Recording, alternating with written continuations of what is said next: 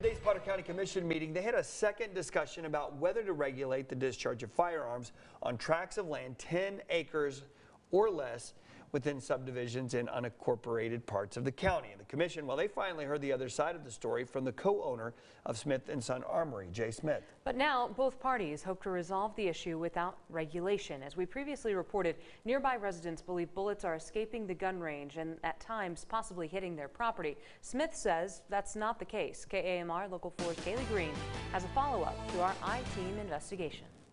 The commission meeting was full with several residents near Smith Son Armory sharing their safety and noise concerns. I'm not saying that he's built an unsafe facility, but there's nobody there all the time. Is there a range master there watching you shoot every day?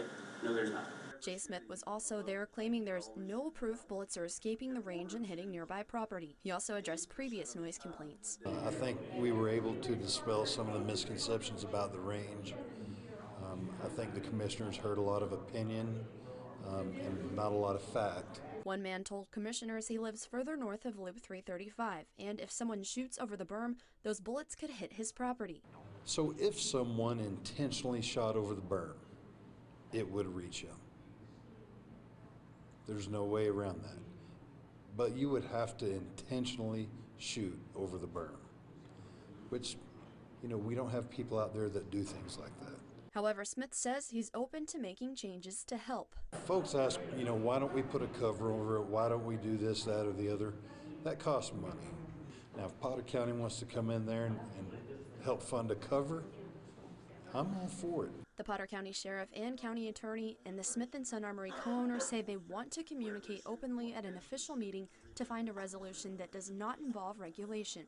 I do want to make sure that we have an opportunity not just to make this go away, but to do something positive to make it right for everybody. I certainly don't want to lose the range. It would cause two families to go bankrupt. But I'm willing to try to work something out to figure out anything that we can do to make them feel better. Potter County Sheriff Brian Thomas says this is not a Second Amendment issue, but a safety issue. I mean, we could argue all day long. Let's sit down and visit. And I made that offer to him. Come by and visit with me. I mean, if it's just you and I, let's sit down and talk.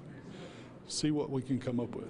Lawyer Diana Hathaway is serving as a legal advisor to Smith Son Armory. We are picking and choosing who to regulate, and that is something that you cannot do. We are telling people what they can and can't do with their land, and that is something that you cannot do.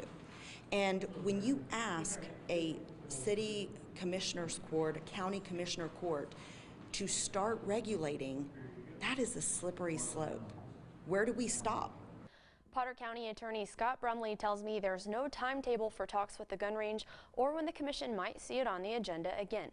But he says they will do all they can to find a solution that keeps residents safe and helps to avoid enacting that proposed regulation. In studio, Kaylee Green, KAMR Local 4 News. We'll continue to follow the story for you as it develops. For our in-depth I-Team investigation about the gun range and to see Smith's recent full-length interview, head over to myhighplains.com.